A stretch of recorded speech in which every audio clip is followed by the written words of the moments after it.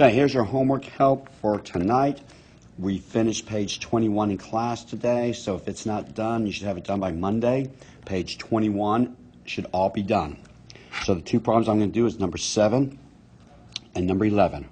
So number 7 says 25 thirds divided by 14 fourths. Since everything's already a fraction, I'm just going to do my division, my keep, change, flip. So that means I'm going to keep the first fraction the same. I'm going to change my operation to multiplication, the opposite of division, and I'm going to flip my second fraction. Take the reciprocal. Now there's two ways of doing this. One, you can simplify before you multiply, is what I like to do. You don't have to. I'll do it both ways. If I'm going to simplify first, I'm going to say 25 thirds times, I can simplify 4 14ths to 2 7ths. The advantage is I have easier numbers now. Now I'm going to get 50 over 21. If I don't simplify first, I'm going to get 100 over 42.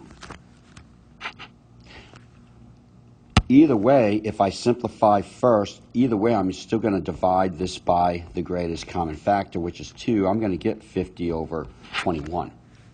So I do get the same answer right there, which is an improper fraction. So I'm going to have to change my improper fraction, my 50 over 21, to a mixed number. So I put 50 in the box, 21 outside. 21 does not go into 5. 21 will go into 50 2 times, which is 42. When I subtract, I have to rename, which would be 8. So my answer is going to be 2 and 8 over 21. 2 and 8 21st. Okay, the other one I'm going to do is number 11. And the first thing I notice is I got mixed numbers, so I want to change them to improper fractions by multiplying the denominator and the whole number and adding the numerator, keeping it over your denominator. So when I multiply this, I say 5 times 7 is 35, plus 4 is 39 over 5, divided by 3 times 4 is 12, plus 2 is 14 over 3. Now that I have my fractions, I can go ahead and change them to, go ahead and do my division, my keep, change, flip.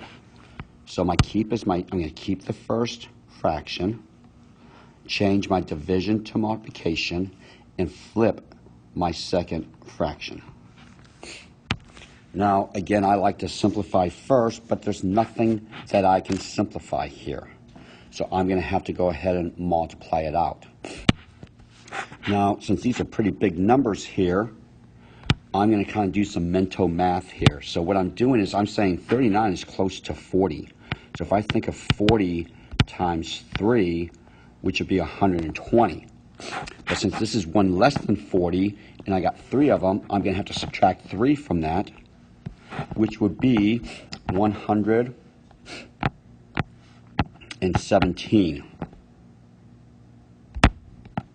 So my numerator is 117.